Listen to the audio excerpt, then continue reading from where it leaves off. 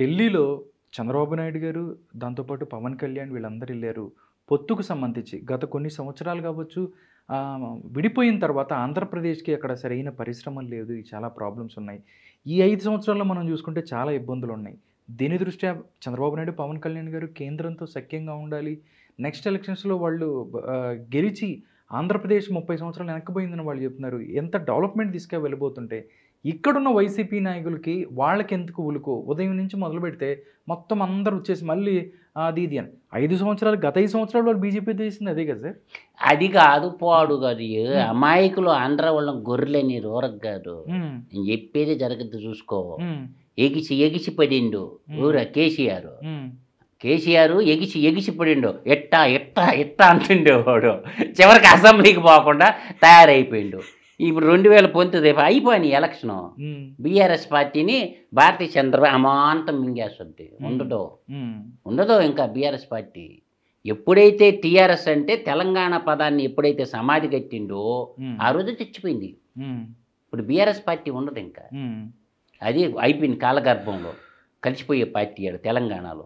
ఆంధ్రప్రదేశ్కి వచ్చేసరికి ఈ తెలుగుదేశం పార్టీని చంపేయాలన్న ఒక భావనలో చూశారు. కుదరలా. దానికి బలమైన పునాదులు ఉన్నాయి. ఆ పునాదులకి కారణం ఏంటంటే పెద్ద ఎన్టీఆర్ గారు ఆయన ట్రస్ట్ పెట్టి పేద బడుగు బలహీన వర్గాల పిల్లల్ని ఉన్నత చదువులు చదివించాడు. మన గండిపేట స్కూల్ ఉంది కదా, ఆ స్కూల్లో చదువుకున్నటువంటి పిల్లలు ప్రపంచవ్యాప్తంగా పోయి పెద్ద పెద్ద సాఫ్ట్వేర్ ఇంజనీర్లుగా, పారిశ్రామికవేత్తలుగా ప్రపంచ దేశాల్లో ఆర్థిక వనరులు పరిపుష్టిగా ఉన్నాయన్నమాట. అందువల్ల తెలుగుదేశం పార్టీ నూరు ఏం చేయలేడు. దానికి ఉన్న బలం ఏంటంటే విజ్ఞాన భాండాగారం, ఉపాధి కల్పన చేసి ఉంటే ఎన్టీఆర్ ట్రస్ట్ స్కూల్ ఉండే కదా, ఆ స్కూల్లో చదువుకున్నటువంటి పిల్లలు ప్రపంచవ్యాప్తంగా పోయి విభిన్న రంగాల్లో సెటిల్ అయిపోయి ఉన్నారు. అది రియల్ ఎస్టేట్ కావచ్చు, మ్యానుఫ్యాక్చరింగ్ రంగం కావచ్చు, సినిమా ఫీల్డ్ కావచ్చు, అన్ని రంగాల్లో సెట్ అయిపోయి తెలుగుదేశం పార్టీకి ఏదో ఒక రూపంలో వచ్చి సాయం చేస్తానే ఉంటారు. ఇప్పుడు రాలేదంటండి ఎన్ఆర్ఐ గారు గుంటూరు గల్లా జయదేవ్ పోయిండు. ఆ ప్లేస్కో చంద్రశేఖర్ రాలేదా అంటే ఎవరో ఒకరు వస్తానే ఉంటారు పార్టీని ఆదుకోవటానికి. ఇప్పుడు జగన్మోహన్ రెడ్డి తర్వాత పార్టీని ఆదుకుని మొగోడు నాకు చెప్పాను యువజన శ్రామిక రైతు పార్టీని ఒక్కడిని చూపించరాదా? After Jaganmohan Reddy who are you? ఎవరు లేరు ఆ పార్టీకి. అందువల్ల ఏంటంటే ఏదో ఒక రోజు రేపు ఎప్పుడెప్పుడు అని అంట ప్రజలు కూడా ఎదురు చూస్తారు.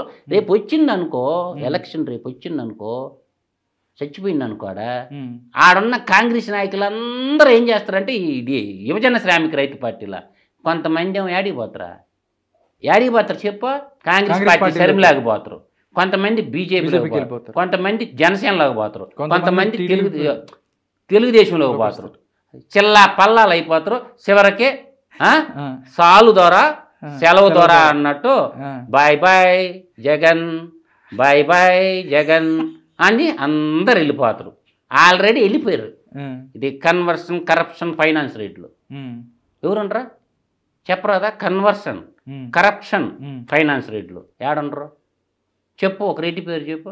ఏమి రెడ్డి? ప్రభాకర్ రెడ్డి. మా సింహపూరి ముద్దు బిడ్డ టీడీపీకి వచ్చిండు, టీడీపీకి వెళ్ళిపోయా. మాగుంట శ్రీనివాస్ రెడ్డి వాళ్ళ అబ్బాయి రాఘవరెడ్డి, అదే చెప్తా గోవింద. తర్వాత ఈయన నసరావుపేట గోవింద, లావకృష్ణదేవరాయలు. తర్వాత గుంటూరు గోవింద, విజయవాడ గోవింద, నసరావుపేట ట్రిపుల్ ఆరు రఘురామకృష్ణరాజు, నర్సాపురం. ఆ నర్సాపురం ట్రిపుల్ ఆరు గోవింద. ఇంకా ఆయన పోతే BC candidate doctor Sanjeev Kumar Govinda. ఇంకేడుండరా బాయ్ నీ కాడ? ఎవరు ఒక్కరు చూపించరాదా? ఉన్నారు సార్. ఎవరు? కొడాలి నాని గారు, పేర్ని నాని, నెక్స్ట్ నాని త్రయం, నాని త్రయం, కవిత్రయం లాగా నాని త్రయం అంటారు అనమాట. ఆ ముగ్గురున్నారుగా, ముగ్గురు నానీలా అట నా కవిత్రయం లాగా నానిత్రయం ఉంటారన్నమాట. ఏం కాదు, నేను ఒక్కటే చెప్తున్నా ఫైనల్గా. ప్రజలు చాలా విఘ్నులు రాధాకృష్ణ గారు. కర్రు గాల్చి ఎలా వాత పెట్టాలో బాగా తెలుసు ప్రజలకి. ప్రజల్ని మీరు ఎప్పుడు తక్కువ అంచనా ఇవ్వకండి, వాళ్ళకి అన్నీ తెలుసు. కాబట్టే కదా 3 ఎమ్మెల్సీలో కర్రు గాల్చి వాత పెట్టిందా. వెస్ట్ రాయలసీమ, ఈస్ట్ రాయలసీమ, ఉత్తరాంధ్ర మూడిట్లో కర్రు గాల్చి వాత పెట్టారుగా. 108 నియోజకవర్గాలు ఏమైనాయా? ప్రజా తీర్పు అప్పుడే అర్థమైపోయింది కదా మనకి.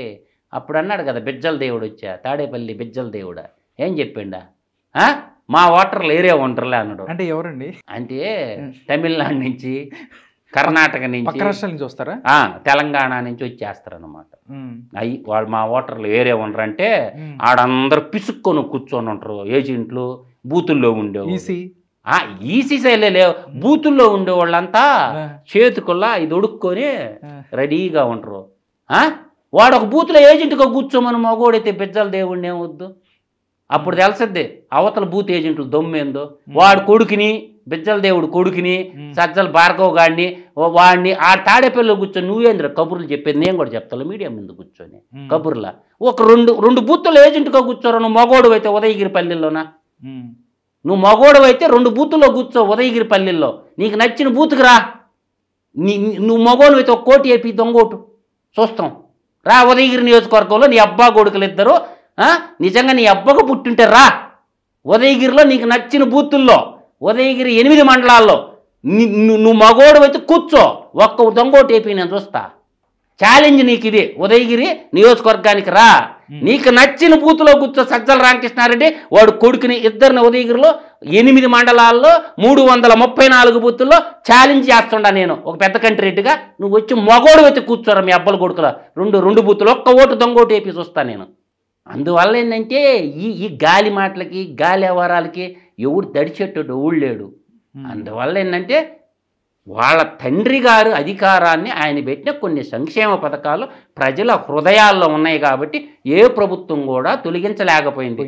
ప్రధానంగా జలయజ్ఞం ఒకటి, ధనయజ్ఞం మాట వేరు కానీ జలయజ్ఞం ఒకటి, 108 ఒకటి, ఫీజు రింబార్స్మెంట్ ఒకటి, అదే ఫీజు రింబార్స్మెంట్ ఒకటి, ఆరోగ్యశ్రీ ఒకటి. ఇటువంటి పథకాలు 108 ఇప్పుడు ఒక 5 పథకాలు నేను చెప్పాను కదా, జలయజ్ఞం, ఆరోగ్యశ్రీ, ఫీజు రింబార్స్మెంటు, అట్లా మనకి 108 యాక్సిడెంట్లు అయితే పిల్లల్ని. అందువల్ల ఇటువంటి పథకాల వల్ల ప్రజల్లో ఏ ప్రభుత్వం వచ్చింది, ఇప్పుడు తెలంగాణ ప్రభుత్వం తీసేసిందా, తీలేదుగా. ఆంధ్రప్రదేశ్ చంద్రబాబు నాయుడు తొలగించిందా, తొలగించలేదుగా. అందువల్ల ఎన్ని రంగాల్లో చూసుకున్నా కొన్ని సంక్షేమ పథకాల్లో ఆయన దృష్టిలో పెట్టుకొని ఆ విధంగా పరిపాలన చేస్తాడో ఇటువంటి ధృతరాష్ట్ర పాలన చేస్తాడని ఎవరు అనుకోలే. అందువల్ల ఏంటంటే ఇది రేపు రాబోయే కాలంలో రాధాకృష్ణ గారు గుర్తుపెట్టుకోండి, ప్రజలు ఘర్షణకు ఊరు పోవడంలా. ఎవరో డబ్బులు ఇస్తే ఏదో చేస్తారు, ఎవరి కోసమో ఎదురు చూసి మోసపోరు. వాళ్ళ కాళ్ళ మీద వాళ్ళ నిలబడటానికి ప్రయత్నాలు కొనసాగిస్తుంటారు. అంతే తప్ప గొడవలు పెట్టుకునే రోజులు అంతరించిపోయి. గతంలో ఎవరన్నా ఏదన్నా చెప్తే 2 వర్గాలు గిడిపోయి కర్రలు ఎత్తుకొని పోయి కొట్టుకునేవాళ్ళు. ఈరోజు పత్తిల్లో ఎస్సీ కాలనీల్లో కానీ, బీసీ కాలనీల్లో కానీ, లాస్ట్కి ఎస్టీ కాలనీల్లో కానీ అన్ని కాలనీల్లో అన్ని గ్రామాల్లో ఘర్షణకి ఎవరు పాదోల్చుకోవటంలా. అందరు అభివృద్ధిని కోరుకుంటున్నారు, ఉద్యోగాలు కోరుకుంటున్నారు, రైతులైతే ధరలు కోరుకుంటున్నారు, స్థిరమైనటువంటి గిట్టుబాటు ధరలు కోరుకుంటున్నారు. యువత అయితే ఉపాధిని ఎత్తుక్కుంటుంది, ఉద్యోగాలు కోరుకుంటుంది. అంటే నిరుద్యోగులు ఏంటంటే ఎప్పుడెప్పుడు ఉద్యోగాలు వస్తాయని ఎదురు చూస్తూనే ఘర్షణకు పోయేవాళ్ళు ఎవరు లేరు. ఎవరో బేవర్స్ నాయకులు ఉంటారు, 1, 2, 3, 4 బేవర్స్లకు గాలి తిరిగి గాలి బ్యాచ్, గంజాయి బ్యాచ్, స్మగ్లింగ్ బ్యాచ్ వాళ్ళు తప్ప ఇంకా మిగతా వాళ్ళు ఎవరు కూడా ఘర్షణకు పోయేదానికి లేరు. అందరు కూడా గ్రామాల్లో కూడా మీరు అక్క బావ అత్త అని పిలుచుకుంటారే తప్ప అరే ఒరే తురి అంటే పడేవాడు కూడా ఎవరు లేరు. ఈరోజు మా పల్లెల్లో అయితే, మా ఎస్సీ పల్లెల్లో, మా గ్రామాల్లో అయితే అక్క బావాని పిలుచుకుంటారు. ఏం అక్క, ఏం మామ, ఏం బావ అని పిలుచుకుంటారు. ఏ కులమైనా కూడా. ఇప్పుడు మేము నిత్యం చిన్నప్పటి నుంచి చూస్తున్నాంగా. ఇప్పుడు మాకు ఉండేది పల్లి, మాదికి పల్లి ఉంటుంది. మా వాళ్ళందరూ మా ఇళ్ళకి వచ్చినా కూడా ఏం అక్క, ఏం బావ అని పిలుస్తుంటారు. శుభ్రంగా అక్క బావ అనేటటువంటి ఒక ఆప్యాయతతో పలకరించే పలకరింపులో ఎంత ఔదార్యం ఉంటుంది. దాన్ని ఇచ్చిందని చేయాలని చూస్తే ఎట్ట కుదరుతుంది? కుదరదు. అందరు చదువుకున్నారు బాగా. ఇలా మా ఎస్సీ కాలనీలో అయితే ప్రతి పిల్లడు మినిమం డిగ్రీ క్వాలిఫికేషన్ ఉంది. నేను పోయినప్పుడల్లా చెప్తా, బాగా చదువుకున్నానా, ఉద్యోగాలు వస్తాయంటే ఒక 2 పిల్లలకి ఈ మధ్య జాబులు కూడా వచ్చినాయి. అందువల్ల చదువు వెలుగునిస్తుంది. ఆ చదువుకోవడం వల్ల జీవితాలు బాగు చేసుకోవచ్చు అనేది నేను ప్రగాఢంగా నమ్ముతాను. ఏ పల్లె బాగుపడాలన్నా 2 చదువు, నీరు. చదువు, నీరు, ఈ 2 మొట్టమొదట ప్రాథమిక అవసరాలు. ఈ 2 ఉంటే కొద్దిగా నీళ్లుంటే ఆహారం చిక్కద్ది, పశుపక్షాలకి, మనుషులకి పంటలు బండి. అదే చదువు ఉందంటే ఇవి ఎక్కడైనా జయించవచ్చు అన్నమాట. అందువల్ల కమ్యూనికేషన్ నాలెడ్జ్ కూడా డెవలప్ చేసుకుంటే ఉపాధిని మనం పెంచుకోవడానికి అవకాశాలు ఉంటాయి.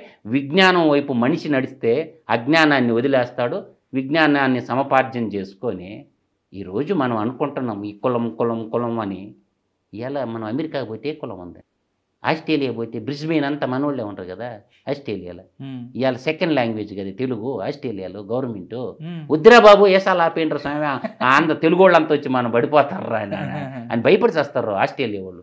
ఆక్రమించేటట్టుర్రా ఈ తెలుగు వాళ్ళు, ఈ ఆస్ట్రేలియా ఖండాన్ని కబలించేటట్టుండ్రా అంటారు. అందువల్ల చదువుకొని ఉన్నతము వైపు అడుగులు వేస్తారే తప్ప ఈ కుల గోత్రాల గోల అంతరించిపోయే టైము అతి త్వరలోనే ఉంది. అంతరిక్షంలో ఇళ్ళు కట్టేదానికి ప్రయత్నాలు చేస్తుంటే ఇంకా ఈ కుల గోత్రాల గోల దేనికనేది నా భావన.